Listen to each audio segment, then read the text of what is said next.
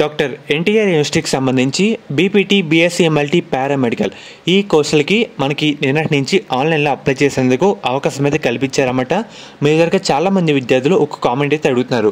Application process సరికి complete అయిన తర్వాత నెక్స్ట్ ప్రాసెస్ ఏంటి, మెయిన్గా ఉండే స్టెప్స్ ఏంటి అని చాలామంది అడిగారు. ఎవరిని మీకు ఈ వీడియోలో డీటెయిల్గా చెప్తాను. మెయిన్గా చెప్పే ముందు మంచి కాలేజ్ గురించి అయితే చెప్తాను. కాలేజ్ పేరు వచ్చేసరికి శాస్త్ర కాలేజ్ ఆఫ్ ఫార్మస్యూటికల్ మనకి ఎడ్యుకేషనల్ రీసెర్చ్ అన్నమాట. ఇది మనకి నెల్లూరులో అయితే ఉంది.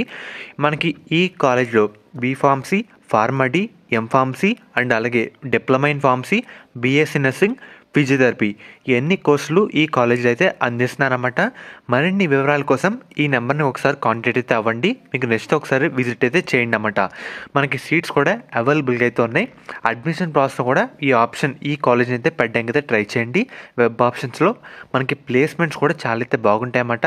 ఫస్ట్ కూడా ఒకసారి డిస్క్రిప్షన్లో కామెంట్ సెక్షన్లో ప్రొవైడ్ అయితే చేస్తాను. ఒకసారి నచ్చితే కాంటాక్ట్ అయితే అవ్వండి. ఈ కాలేజ్ అయితే జాయిన్ అయితే అవ్వండి. మనకు ఉండే ప్రాసెస్ ఏంటంటే, మనం అప్లై చేసిన డాక్యుమెంట్స్ మొత్తం క్రాస్ చెక్ చేస్తారు, వెరిఫై చేస్తారన్నమాట స్టాఫ్ వాళ్ళు.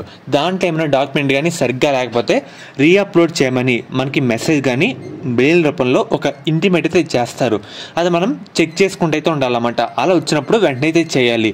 చేసిన తర్వాత కొన్ని రోజులు ఆగిన తర్వాత ప్రొఫెషనల్ మెరిట్ లిస్ట్ అని ఒకటైతే రిలీజ్ చేస్తారు. దాన్నే సబ్గా మనకి ఎలా పిలవాలంటే eligible list, not eligible list అన్నమాట.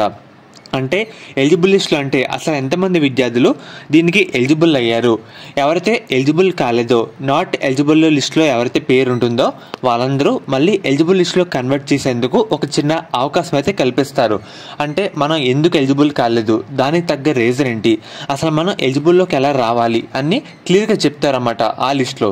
అది వచ్చిన తర్వాత మళ్ళీ మన డాక్యుమెంట్స్ మొత్తం క్లియర్గా ఎవరైతే ఎలిజిబుల్ కాలేదో వాళ్ళు ఎందుకు ఎలిజిబుల్ కాలేదు ఆ డాక్యుమెంట్ దానికి తగ్గట్టు పక్కన రీజన్ అయితే ఉంటుంది అన్నమాట. ఆ రీజన్ కరెక్ట్గా అప్లోడ్ చేస్తే, ఆ సర్టిఫికేట్ అప్లోడ్ చేస్తే మనం మళ్ళీ తిరిగి ఎలిజిబుల్ లిస్ట్ అయితే రావడం జరుగుతుంది. మళ్ళీ కొన్ని రోజులు అయిన తర్వాత ఫైనల్ మెరిట్ లిస్ట్ అయితే రిలీజ్ చేస్తారు. గుర్తుపెట్టుకోండి, మనకి eligible list, not eligible list ఈ రెండు ఒకేసారి అయితే రావడం జరుగుతుంది. అది వచ్చిన తర్వాత కొన్ని రోజులు ఆగిన తర్వాత ఫైనల్ మెరిట్ లిస్ట్ అయితే రిలీజ్ చేస్తారన్నమాట. దీంట్లో ఫైనల్ మెరిట్ లిస్ట్ అంటే ఇదే ఫైనల్ అనుద్దాం. దీంట్లో ఎవరి పేర్లు అయితే ఉంటాయో వీళ్ళే కౌన్సిలింగ్లో పార్టిసిపేట్ చేసేందుకు అర్హులు. ఫర్దర్ స్టెప్కి అయితే వెళ్తారు. ఇది వచ్చే ముందుగానే మనకి సీట్ మ్యాట్రిక్స్ అంటే ఏ రీజన్, ఏ కేటగిరీ వాళ్ళకి సంబంధించి ఆ కాలేజ్లో ఎన్ని సీట్లు ఉన్నాయి అలా రిలీజ్ చేస్తారన్నమాట. దాంతోపాటు మనకి వెబ్ ఆప్షన్లు అయితే రావడం జరుగుతుంది. వెబ్ ఆప్షన్లు అంటే మనం మన మెరిట్ ర్యాంక్ తగ్గట్టు అంటే ఏ కాలేజ్ మనం దేంట్లో జాయిన్ అవ్వాలి అని అనుకుంటున్నామో మనమైతే సెలెక్ట్ చేసుకోవాల్సి ఉంటుంది.